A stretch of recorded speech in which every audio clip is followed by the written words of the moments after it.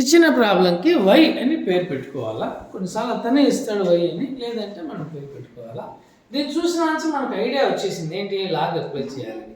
కానీ నన్న పందులు గుంపులుగా వచ్చాయి కాబట్టి y is equals to y1 plus y2 diff y వచ్చిందంటే dy by dx. అర్రే ఇది y కదా సమయ, అర్రే ఇది y కదా సమయ. ఓకే, ఇప్పుడు ఫస్ట్ ప్రాబ్లం తీసుకున్నాం. y1 is equals to sin x power log x. First step ఏమని చెప్పాము, లాగ్ అప్లై చేయాలి. ఆ విధంగా లాగ్ అప్లై చేసినప్పుడు పవర్ ఫ్రంట్కి వచ్చాది. పవర్ ఎంత ఉంది, లాగ్ ఎక్స్.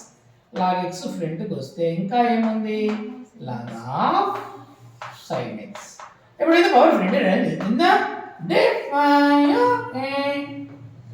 ఇప్పుడు లాగ్ ఏంటి, 1/y వచ్చిందంటే dy by dx.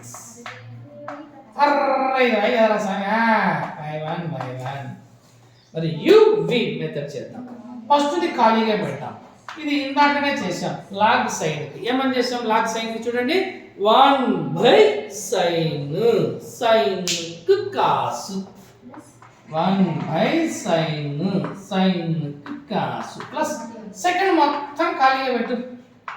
సెకండ్ మొత్తం ఖాళీగా పెడితే మన లాగ్ ఎక్స్ కి 1/x ఎవరి కోసం ఇక్కడ ప్లేస్ వదిలింది, ఎవరి కోసము అంటే ఈ y1 కోసము. y1 అంటే y1 కాదు, sin x power log x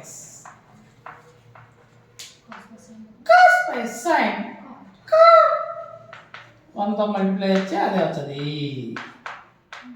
log sin x by x. Left side answer is right side y2 తీసుకున్నాం.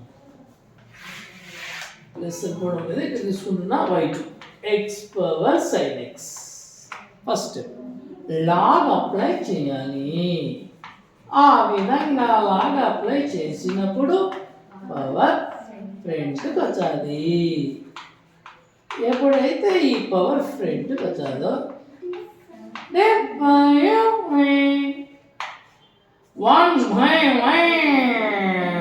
వచ్చిందంటే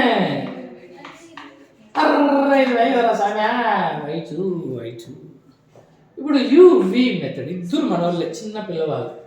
ఫస్ట్ sin x ఖాళీగా పెట్టు, log x కి 1/x, log x ఖాళీగా పెడితే sin కు cos. అయిపోయి ఎవరి కోసం ఇక్కడ ప్లేస్ వదలపోతున్నాను. ఎవరి కోసము అంటే y2 అంటే y2 కాదు, x power sin x. So 1 తో మల్టిప్లై చేస్తే అదే అవుతుంది, log x cos x.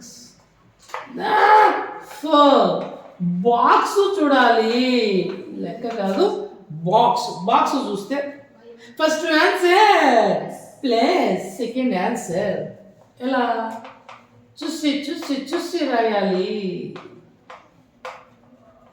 సొంతంగా అస్సలు రాయకూడదు, చూసి ఆ పక్కన ఫస్ట్ ఆన్సర్ ఉంది, ప్లస్ ఈ పక్కన సెకండ్ ఆన్సర్ ఉంది.